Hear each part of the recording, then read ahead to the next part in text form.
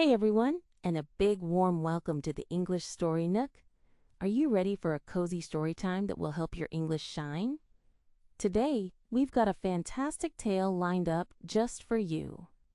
Remember to check the description below for a link to the PDF version of the story, complete with extra practice materials to boost your learning. If you love improving your English through stories, don't forget to subscribe, give this video a thumbs up, and share your thoughts in the comments below. We love hearing from you. Now let's get lost in the story. Today you will find out about Elara, a talented sculptor whose passion for her craft is overshadowed by a frustrating creative block. Feeling lost and unable to connect with her art, she seeks solace in an old botanical garden. There, hidden away, she discovers an ancient stone sundial, patiently marking time amidst nature's embrace. Drawn to its quiet resilience and the constant dance of light and shadow across its face, Elara finds herself returning day after day. Will this forgotten relic hold the key to unlocking her inspiration and overcoming the shadows within? Join the English Story Nook to delve into a poignant tale of artistic struggle, serendipitous discovery, and finding light in unexpected places. Shadows on the sundial. Elara traced the rim of the unformed clay, her fingers seeking a shape that her mind stubbornly refused to conjure. Sunlight streamed into her studio, illuminating dust motes dancing in the air, yet a peculiar kind of shadow lingered within her, a persistent ennui that had settled over her spirit despite the deep, abiding passion she held for her craft.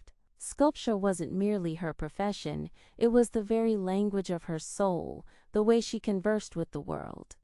Lately, however, the conversation felt stilted, the words failing to form. It wasn't a loss of love, never that, but rather a frustrating fog, a creative precipice upon which she teetered, unable to leap forward. If she hadn't felt this block, she might never have sought solace beyond her familiar walls. Driven by a nascent hope, she found herself wandering through the city's old botanical gardens, a place she hadn't visited in years. It was a realm of burgeoning life and quiet history, a stark contrast to the static silence of her studio. Paths meandered through overgrown flower beds, the air thick with the scent of damp earth and blooming jasmine. It was here, tucked away in a forgotten corner, that she found it, an ancient stone sundial, half swallowed by ivy, its gnomon casting a long, deliberate shadow across the time-worn face. Notwithstanding its neglect, the sundial possessed an undeniable dignity. It stood as a testament to the inexorable march of time, patiently marking the hours, day after day, year after year. Elara felt a visceral connection to its steadfastness, its quiet resilience in the face of changing seasons and encroaching nature. She sat on a nearby stone bench, content just to observe, to ruminate on the interplay of light and shadow across its surface. The shadows weren't merely absences of light, they were dynamic shapes, defining the passage of moments, making the sunlight palpable. She began visiting the sundial daily. Each visit seemed to elucidate something new, the subtle shift in the shadow's angle, the way moss clung meticulously to the shaded northern edge, the poignant beauty of its weathered surface. It was a serendipitous discovery, this silent stone teacher. She started sketching, not the sundial itself, but the feelings it evoked: endurance, the beauty of imperfection, the constant dance between darkness and light. It was the quintessential symbol of time's patient artistry. One afternoon, the sky, previously a canvas of brilliant blue, turned a bruised purple. The air grew heavy, charged with an electric tension. A sudden, violent storm broke. Rain lashed down, blurring the edges of the world. Instead of fleeing, Elara felt strangely galvanized. She stayed by the sundial, watching as the rain washed over the stone, cleansing it, making the carved numerals glisten. Then, as abruptly as it began, the storm passed. The clouds fractured, and a shaft of brilliant, almost blinding sunlight pierced through, striking the sundial. In that instant, Elara experienced an epiphany. The shadow cast by the gnomon was now impossibly sharp, clear, and defined against the rain-washed stone. It wasn't the shadow itself that held the meaning, nor the light, but the stark juxtaposition of the two, the boundary where they met.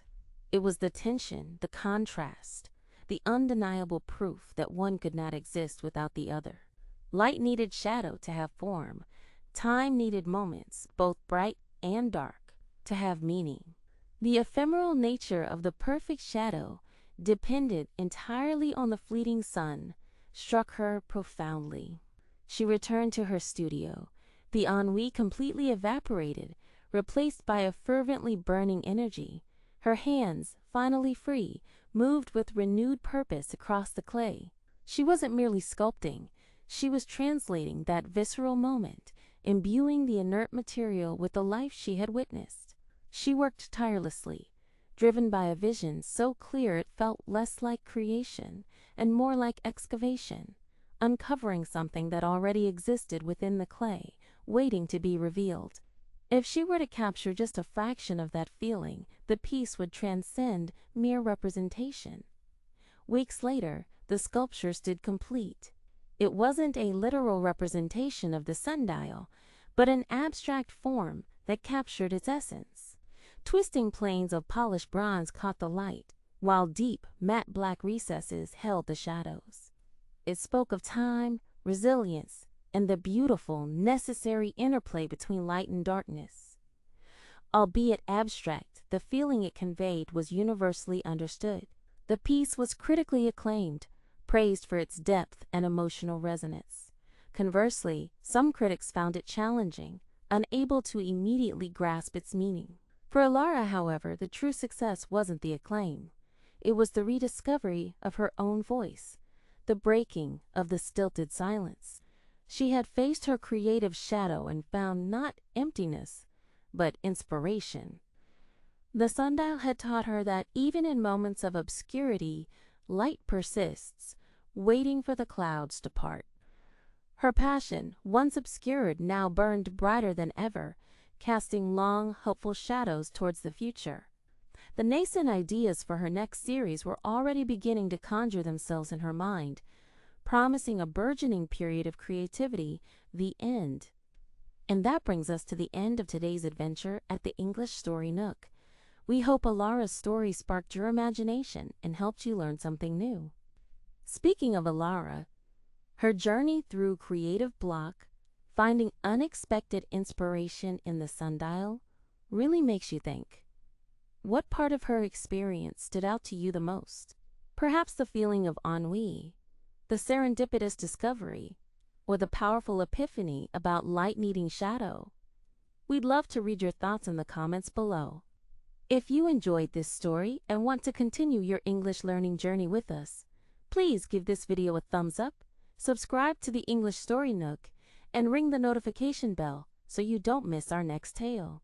Remember to check the description box below for a link to the PDF version of today's story, complete with extra practice materials to boost your skills. Keep learning, stay curious, and we can't wait to see you in our next video. Happy studies!